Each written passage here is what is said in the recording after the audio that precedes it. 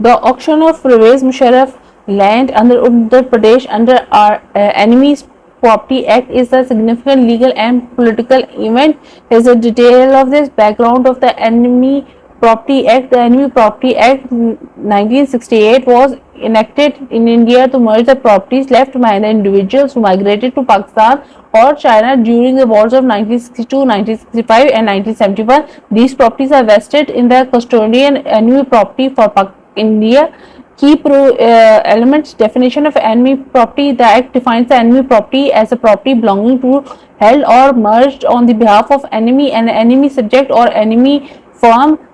Custodian right. The custodians of enemy property is responsible for managing these properties and has the authority to sell or dispose them directly by the government. Amendments: the 2017 amendments expanded the definition of enemy, including legal heirs and the successor, even if they were Indian citizens.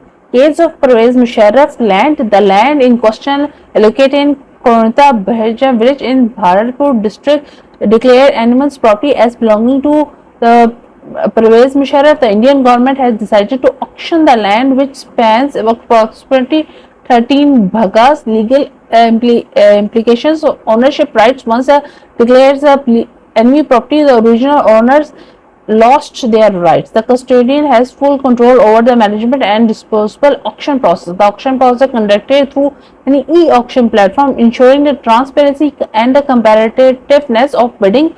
It is the case the land which is sold more than 3 times. Impact on heirs: the legal heirs of the original owners, even if they are Indian citizens, cannot claim the property once declared as animal property.